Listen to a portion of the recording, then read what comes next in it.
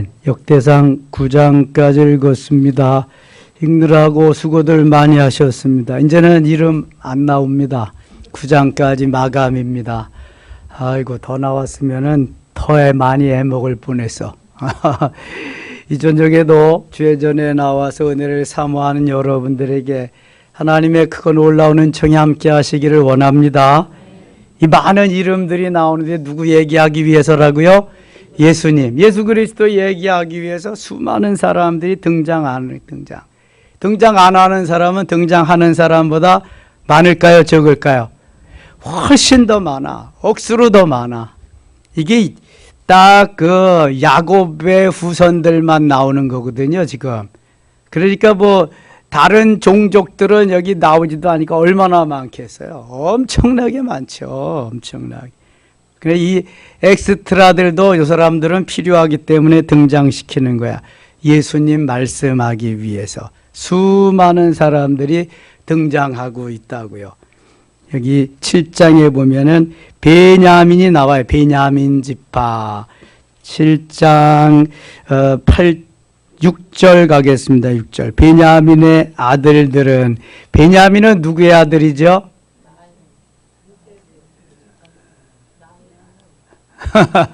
야곱의 아들이지 뭐. 야곱의 아들 중에서 라헬이 낳은 아들이죠.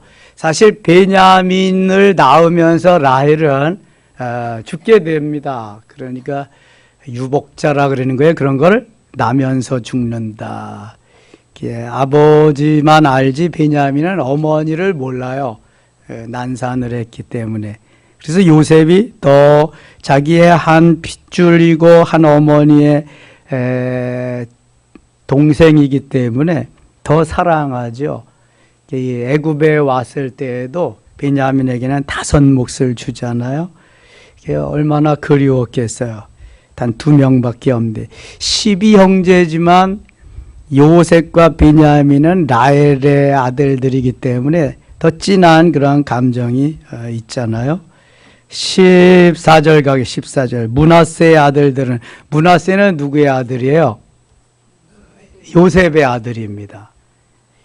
그럼에도 불구하고 요셉에게 2지파, 장자의 권한을 주고 2지파를 주어서 에브라임과 므낫세는 당당히 큰아버지들과 함께, 그렇죠. 다 큰아버지지. 베냐민 작은아버지 하나 있다. 큰아버지, 작은아버지들과 함께 당당히 지파를 이루면서 이렇게 이스라엘을 형성하게 됩니다. 이 므낫세 지파는 특별히 싸움을 잘해요. 왼손잡이 싸움꾼들이 또 많은 게 이게 므낫세 지파입니다. 에브라임 지파는 인구수가 또 가장 많고, 므낫세 아들들은 그의 아내가 낳아준 이스라엘이 아니고 이스리엘, 참 아스리엘이구나.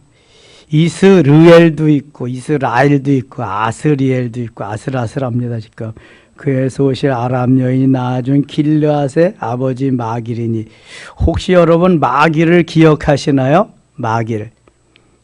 다윗이 압살롬에게 쫓겨가지고 가서 어렵게 유랑 생활을 할 때에 마길이 도와줍니다. 그리고 또 도와준 사람 누구 있죠? 바실레가 또 많이 도와주고, 나중에 바실레의 아들들은 환궁을 시켜서 바실레가 안 가니까 다윗 임금이 그 아들들을 불러다가 환대해주고 그러죠. 자, 20절 갑니다. 20절. 에브라임의 아들은 스텔라. 에브라임은 조금 아까 나왔던 므낫세와 형제지요. 요셉의 아들입니다. 에브라임과 므낫세와 에브라임. 창세기 50장에 야곱이 축복할 때 50장에서 축복하냐, 49장에서 축복하냐. 한번 가보겠습니다. 49장에서 축복하네요. 야곱이 아들들을 축복하는데, 이 요셉이 그 자기의 아들 둘을 야곱에게 축복하고 그 복을 받게 하기 위해서 맏아들을 그 야곱의 오른편에다가 두거든요. 근데 야곱이 어떻게 축복하냐면 X자로 엇갈려서 이렇게 축복을 해요. 이렇게 요셉이 못마땅하니까 베냐민이 맏아들이 에브라임과 므낫세가 맞이입니다. 므낫세가 맞이입니다. 그러니까 나도 안다 내 아들아, 나도 안다 내 아들아 하면서 그렇게 축복을 해요. 그러니까 에브라임이 므낫세보다 더 크게 될 거라 그러는 거예요. 근데 사실 그 축복대로 에브라임이 므낫세보다 훨씬 큰 지파를 이루게 됩니다. 이게 아버지의 축복이야. 이 아버지의 축복권이 엄청나다는 것을 말씀하고 있는 것입니다. 역시 이삭도 거의 하나님 앞에 가까이 갈 때에 에서를 불러가지고 맞으니까 에서를 불러가지고 축복하잖아요. 근데 뭘 만들어 오라 그랬어요? 별미를 만들어 오라 그랬어요. 그런데 리브가가 그걸 듣고 있다가 별미를 먼저 만들어서 야곱에게 가서 복을 받으라 그랬어요. 나는 이 형은 털이 많은데 털이 없어서 어떡하냐 그러니까 염소털 입혀가지고 볼에 들여보냈다고. 이야, 이게 손은 팔은 에서인데 목소리는 야곱이구나 그러면서도 이삭이 야곱에게 축복을 합니다. 이게 하나님께서 이미 야곱을 선택하고 에서를 버리셨기 때문에 이게 하나님이 만들어 놓으신 로드맵이기 때문에 그렇게 되는 거예요. 여러분 아무리 늙었어도 그걸 왜 모르겠어요? 아니 사람이 팔하고 그래 염소털 입혀놓은 거고 그걸 구분을 못해 그럼 송장이지. 그거 구분 못하면. 그리고 목소리가 다 있잖아. 야곱은 여자 같은데 에서는 남자 같고 사냥꾼이라. 하나님이 다 이삭을 통해서 야곱에게 축복하라고 하셨기 때문에 이게 아버지의 엄청난 권한입니다. 아버지에게 특권, 축복권이 있습니다. 아브라함도 그 아들 이삭에게 축복하잖아요. 예? 하나님께서 이렇게 아버지를 통해서 가정의 제사장이잖아요. 제사장을 통해서 축복하면서 복받는 가정이 되도록. 그래서 제사장 격인 아버지가 신앙생활을 잘해야 됩니다. 그래야 가정이 우뚝 잘 서갈 수가 있는 것입니다.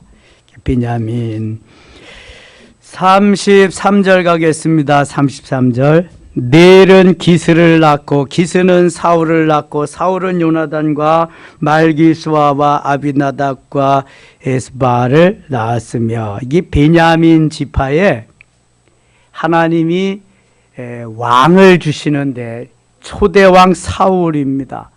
그런데 하나님은 사울을 왕 되게 하신 것을 후회하셨다고 그랬어요. 그래서 하나님이 사울의 가문에서 요나단을 선택해 가지고 요나단에게 은혜를 베풀어서 다윗을 도와주도록 합니다. 요나단은 가만히 있으면 왕입니다. 그런데 그 자기의 포지션, 자기의 위치를 다 포기하고 하나님의 사랑으로 하나님의 은혜로 아버지 편이 아니라 다윗 편이 됩니다. 아버지는 이미 하나님을 떠나고 말씀을 떠났기 때문에 요나단은 말씀의 사람, 하나님의 사람 다윗 편에 서서 다윗을 도와주고 블레셋과의 전쟁에서 전사합니다. 요나단이 아주 좋은 그러한 친구입니다. 다윗의 둘도 없는 친구, 남녀 간의 사랑 버금가는 우정을 나눈 그러한 친구 요나단, 사울의 맏아들입니다. 9장 가겠습니다. 9장. 온 이스라엘이 그 계보대로 계수되어 그들은 이스라엘 왕조실록에 기록되니라. 유다가 범죄함으로 말미암아 바벨론으로 사로잡혀 갔더니 BC 몇 년경이다? 586년. 북이스라엘은 BC 몇 년도에 멸망했다? 722년. 어디에? 아수르. 어느 왕 때? 샬마네셀 때. 북이스라엘은 호세아 왕 때. 남쪽 유다는 바벨론 느부갓네살에게 점령을 당합니다. 어느 왕 때? 시드기야 왕 때. BC 586년. 그래서 다 똑똑한 사람들은 사로잡아가고 농사꾼들만 남겨두었다. 이렇게 말씀하고 있습니다. 13절 가겠습니다. 13절. 또 그의 형제들이니 종족의 가문의 우두머리라. 하나님이 성전의 임무를 수행할 힘 있는 자는 모두 1760명이더라.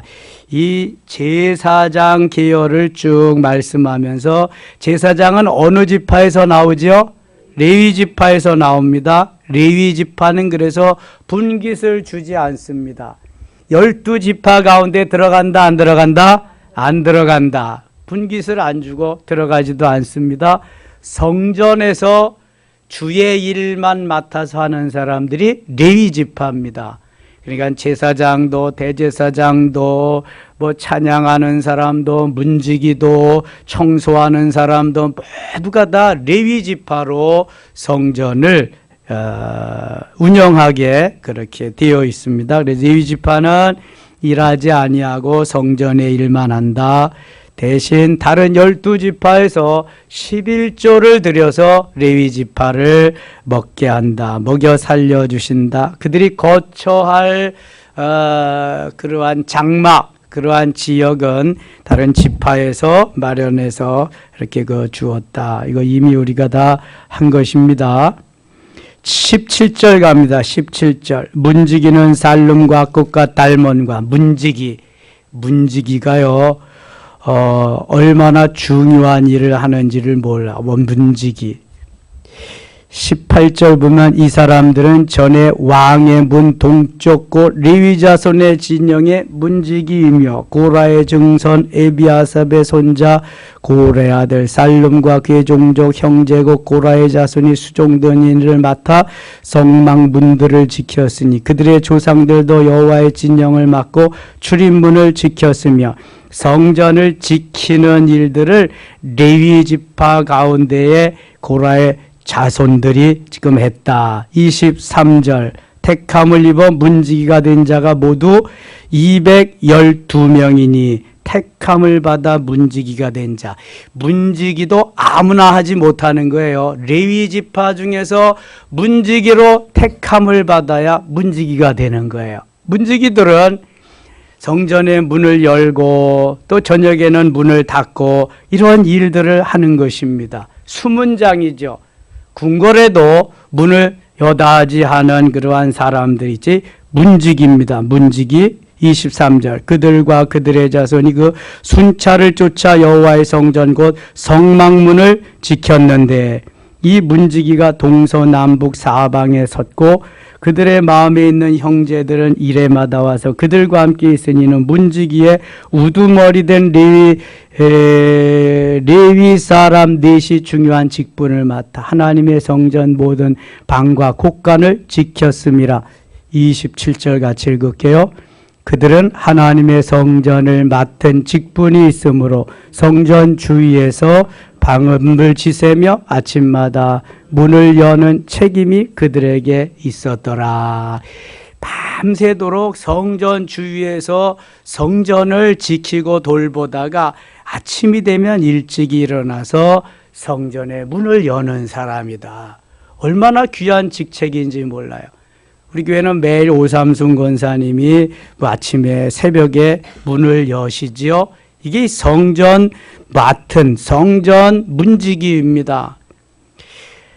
큰 건물은 다 문지기들이 있어요. 수위라고 그러죠. 근데 요즘은 이렇게 안전장치들이 다 잘 돼 있어서 뭐 없는 건물도 있는데 대부분 그래도 다 있습니다.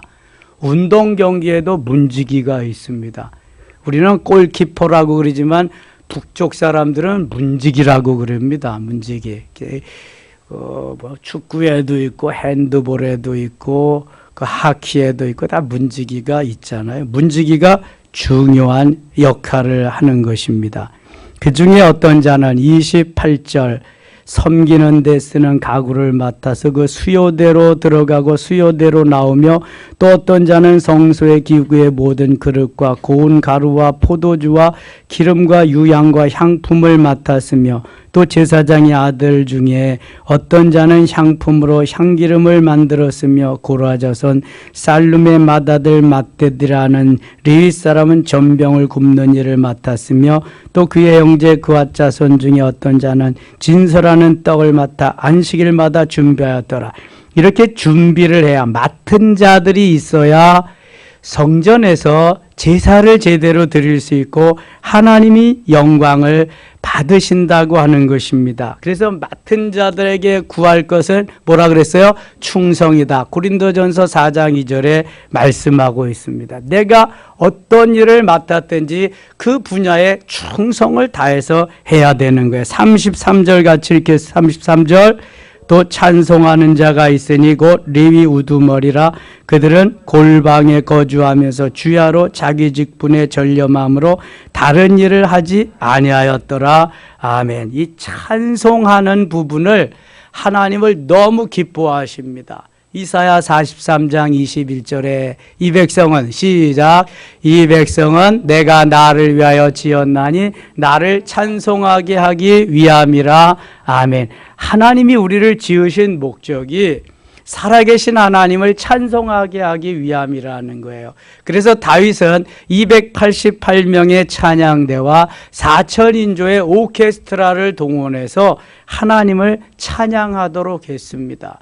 요즘 세일 모임이 있는 G12가 있는 그러한 교회들은 찬양대를 다 없앴습니다. 저는 교회가 아무리 부흥되는 역사가 있어도 그거는 성경적이 아니라고 생각합니다. 찬양대를 다 없애버렸어요. 찬양대석도 없습니다. 얼마나 하나님이 찬양을 귀하게 여기시고 찬송을 받으시기를 원하시는 분인데 교회 부흥만 생각했지 그런 건 전혀 생각지 않습니다. 여러분, 이것이 지금 대한민국 교회를 자꾸만 이렇게 침체하게 만들고 다운되게 만들고 반쪽나게 만들고 하는 요인 중에 하나입니다. 자, 맡은 자들이 있습니다. 직장에서도 맡은 일이 있잖아요. 맡은 자가 있잖아요. 포지션, 위치가 있잖아요. 주회전에서도 마찬가지입니다. 목사가, 장로가, 권사가, 집사가 다 해야 될 맡을 일들이 있습니다. 직임이라고 하지요. 또 하나님이 맡겨주셨다, 사명이라고도 해요. 하나님이 나를 부르셨다, 소명이지요. 부르심 받은 이들에게는 하나님께서 반드시 일을 맡겨주십니다. 이게 사명입니다. 사명이라고 하는 것은 심부름 사자, 하나님은 부를 사자, 목숨명, 하나님의 부름에, 하나님의 심부름에 목숨을 다해서 생명을 다해서 순종하고 그 일을 감당해야 되는 것이 사명자가 가는 길입니다. 구약에서 그 사명자의 소명과 더불어 사명을 잘 표현한 그러한 선지자가 있습니다. 누굴 것 같아요? 이사야입니다. 이사야, 내가 누구를 보내며 누가 우리를 위하여 갈꼬 할 때에 내가 여기 있나이다, 나를 보내소서 하면서 자원하면서 그 길을 갑니다. 이사야는 선지자 중에 선지자, 이사야는 예언자 중에 예언자입니다. 이사야서는 성경의 축소판입니다. 성경이 모두 66권이죠. 구약 몇 권? 39권. 신약 몇 권? 27권. 도합 66권. 이사야서 1장부터 39장은 구약을 예표합니다. 40장부터 66장까지는 신약을 예표합니다. 아주 오묘하지요? 그래서 이사야 7장 14절에서는 보라, 처녀가 잉태하여 아들을 낳으리니 그 이름을 임마누엘이라 하면서 구약에 예언한 것을 다 이루어지는, 이사야서 그렇게 오묘한 건데 내가 여기 있습니다. 나를 보내소서. 내가 사명을 온전히 감당하겠습니다. 그런 말이에요. 신약시대의 사명을 잘 감당한 사람이 누가 있을까요? 다 많지만 그 중에 대표적으로 고백하면서 그렇게 선포한 사람이 있습니다. 사도행전 20장 24절에 누가 한 거죠? 사도 바울. 사도 바울. 암송할 수 있는 사람이 있을까요? 내가 달려갈 길과 주 예수께 받은 사명 곧 하나님의 은혜의 복음을 증언하는 일을 마치려 하면은 나의 생명을 조금도 아끼지 아니야. 그렇죠? 나의 생명조차 조금도 아끼지 않아. 내가 전에 걸로 왜 암송하면 잘하는데. 예? 나의 달려갈 길과 주 예수께 받은 사명 곧 하나님의 은혜의 복음을 전파하는 일을 마치려 하면은 나의 생명을 조금 더 귀한 것으로 여기지 아니하고. 이게 딱 전의 성경이거든요. 근데 새로운 성경으로 자꾸 이걸 꽤 맞춰서 하려니까 헷갈려 이게. 자, 한번 찾아보세요. 사도행전 20장 24절. 우리 임직자들은 다 암송하도록 벌써 숙제를 다 주고 암송했는데도 지금 많아지니까 헷갈려. 머릿속에서 어떤 게 어떤 구절인지 어떤 구절이 어디 박혔는지 지금 헷갈려. 이게 지금 수십 개 하고 있으니까. 사도행전 20장 24절 펴보세요.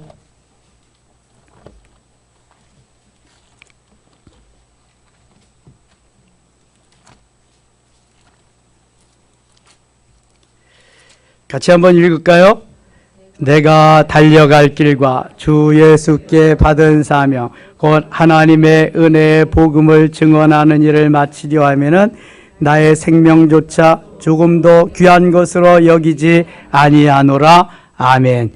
자, 전의 성경 나의 달려갈 길과 내가 달려갈 길과 나의 달려갈 길 어떻게 달라? 같은데 주 예수께 받은 사명 곧 하나님의 은혜의 복음을 전에는 증거하는 일을 마치려 하면 여기 또 증언이나 증거나 또 같잖아. 이게 나의 생명조차 조금 더 귀한 것으로 여기지 아니하노라.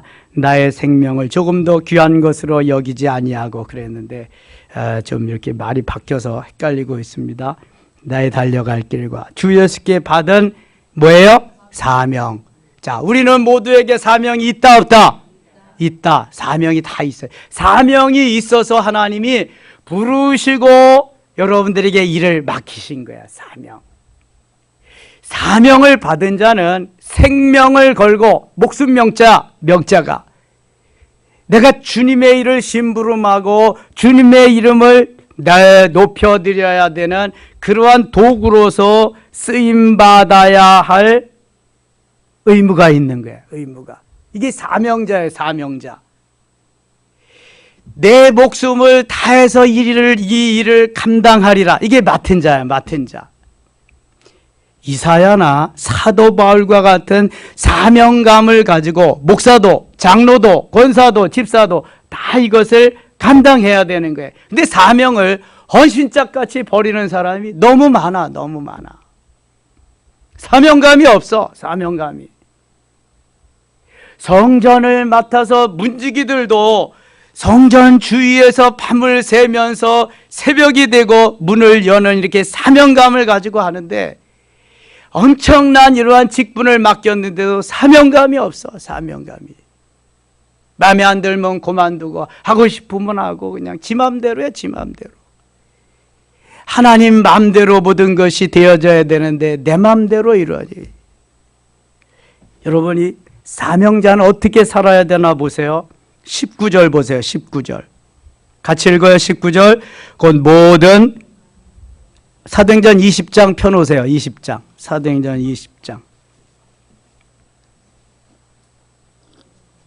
오늘 맡은 이들을 얘기하기 위해서 사도 바울은 어떻게 맡은 사명을 감당했나 한번 생각하는 거예요. 20장 19절. 사도행전 20장 19절 223쪽 같이 읽어요.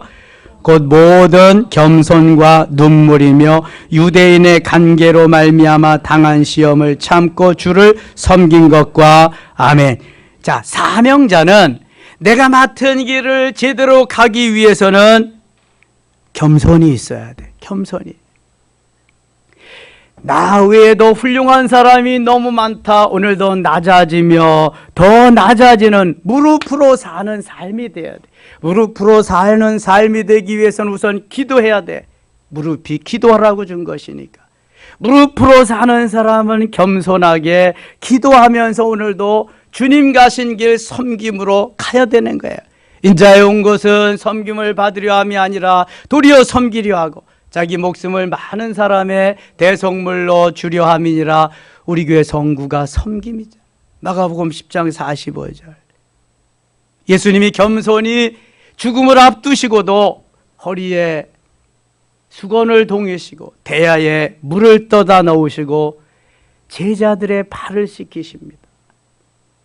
겸손으로 섬김의 본문을 보여주고 내가 너희를 사랑한 것 같이 너희도 서로 사랑하라고 말씀하십니다. 자꾸 물고 뜯고 그러지 말고 잘난 척 하지 말고 겸손하게 섬김의 삶을 살아라. 그래서 주님이 발을 씻겨주는, 낮은 지체 낮은 자들의 제자들의 발을 씻겨주는 겸손의 모습을 보여요. 똑같이 비가 내려도 높은 산 꼭대기에 봉우리는 비를 저장할 수가 없습니다. 그러나 낮은 골짜기는 언제나 비를 저장할 수가 있습니다. 하나님은 교만한 자를 물리치시고 겸손한 자에게 은혜를 베푸십니다. 여러분, 지위가 높아질수록, 내 영역이 넓어질수록, 내 권한이 많아질수록, 내 힘이 강해질수록 겸손해야 됩니다. 이게 주님이 원하시는 겸손. 영적인 파워, 영적인 능력이 있고 권한이 있고 그래도 겸손해져서 할 때 다 그를 따르는 것입니다. 교만한 자는 누가 따르지 않습니다. 하나님도 버리십니다. 사울을 버리시는 거 보세요. 겸손한 다윗의 편이고요. 두 번째로 눈물입니다. 눈물. 사명자는 눈물이 없이는 갈 수가 없는 거예요. 직분자는 눈물이 없이는 갈 수 없는 거예요.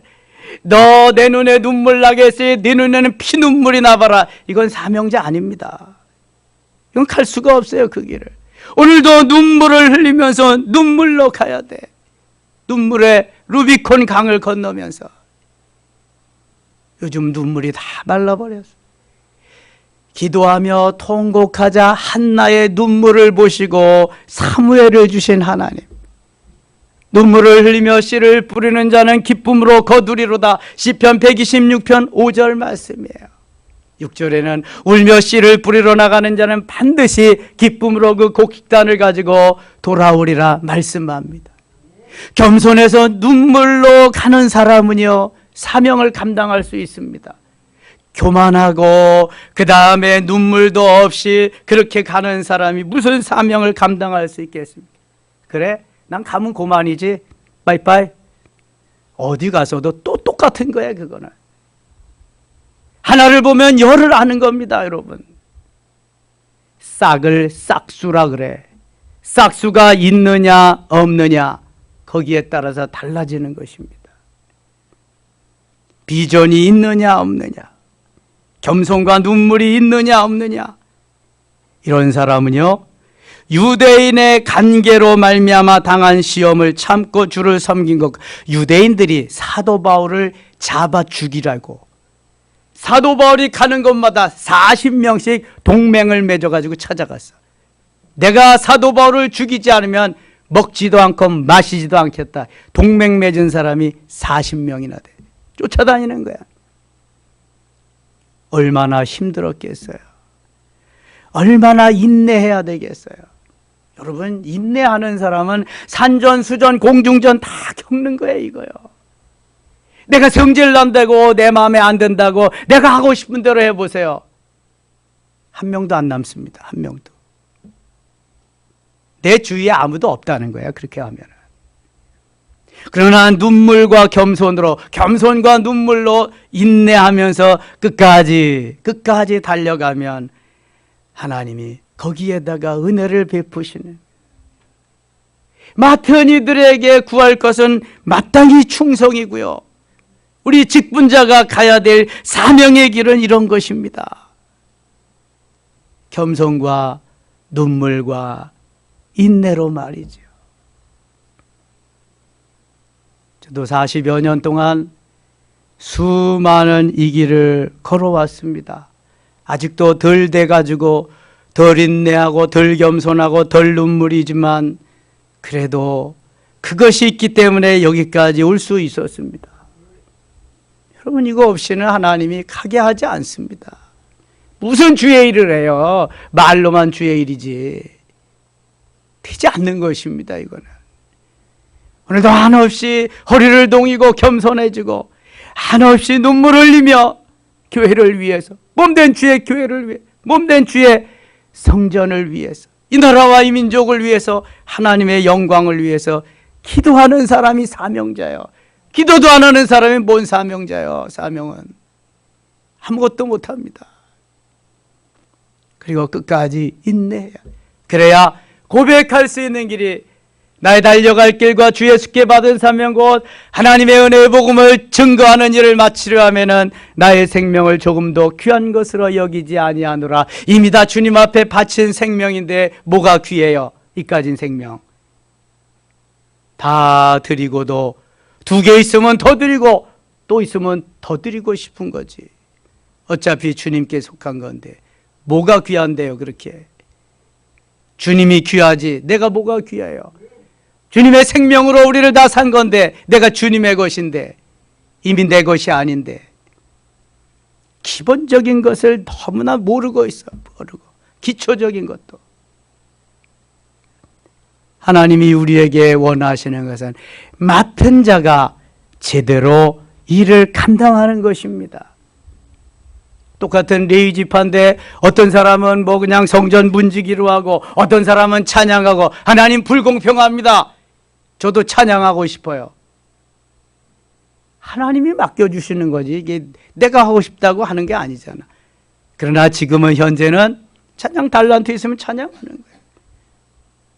주방 음식 달란트 있으면 주방 가서 봉사하고, 차량 운전할 수 있는 달란트 있으면 거기서 하고, 언제 어디서 맡은 자들에게 구할 건 충성스럽게 하면 사명자로서, 맡은 자로서 감당하고 칭찬받는 주의 사람이 되는 거예요.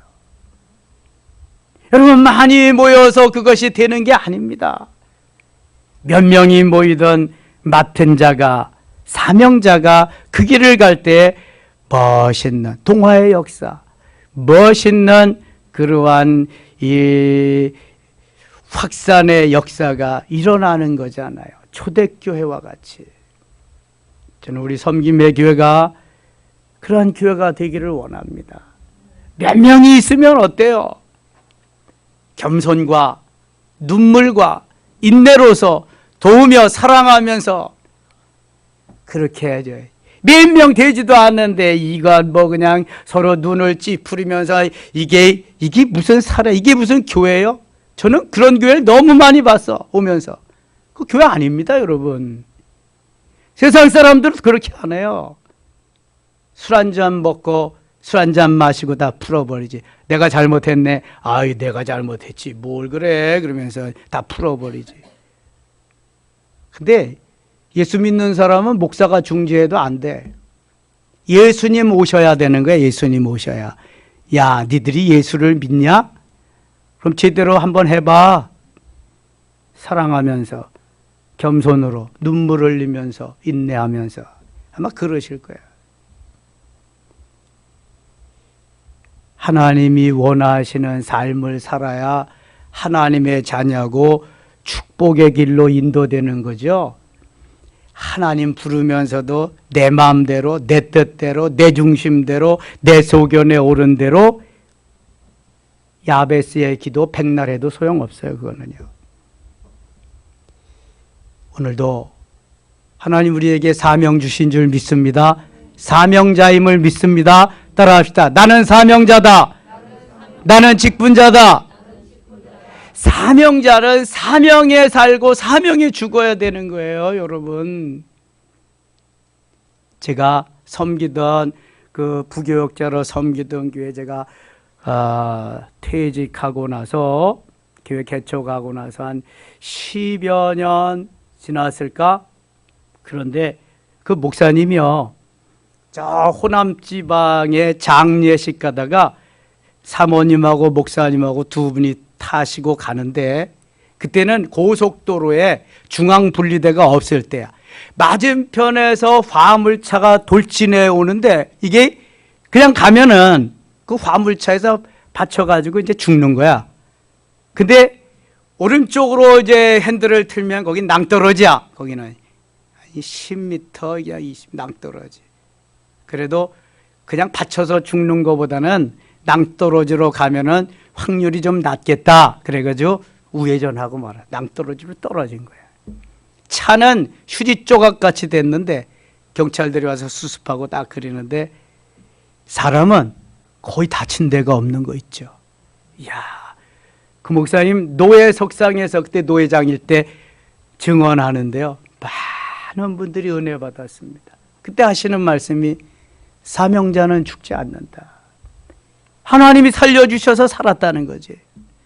하나님이 나 할 일 더 있었기 때문에, 내 사명 감당할 수 있어야 되기 때문에 아직 나를 불러가시지 않았다. 그 이후로요, 운전대를 안 잡으시더라고. 2년 동안 운전 안 하셨어. 운전하면 자꾸 그 트라우마가 생기니까. 여러분, 사명자는 하나님이 이렇게 도와주시는데요, 내가 사명을 감당해야 도와주시는 거야. 그리고 더 할 일이 남았으면 연장시켜 주시는 거고요. 내가 살려고 해도 하나님 불러가시면 끝나는 거야. 이거는 그냥 하나님 기뻐하는 삶을 살아요. 문지기면 문지기대로, 찬양하는 사람은 찬양하는 대로. 다 자기의 분야가 있잖아요. 어디에서든 맡든지. 하나님이 오늘도 우리에게 주신 사명 너무 귀한 것인 줄 믿습니다. 감사함으로 잘 감당하면은요, 사도바울과 같이 내게 주실 면류관, 그것을 바라보며 오늘도 달려갈 수 있게 될 줄 믿습니다.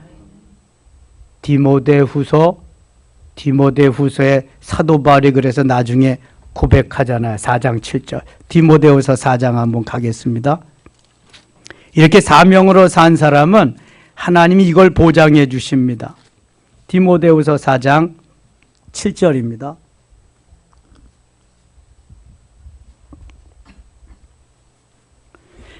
디모데후서 4장 7절 8절 347쪽 같이 읽겠습니다. 나는 선한 싸움을 싸우고 나의 달려갈 길을 마치고 믿음을 지켰으니 이제 후로는 나를 위하여 의의 면류관이 예비되었으므로 주 곧 의로우신 재판장 그날에 내게 주실 것이며 내게만 아니라 주의 나타나심을 사모한 모든 자에게 도니라. 아멘.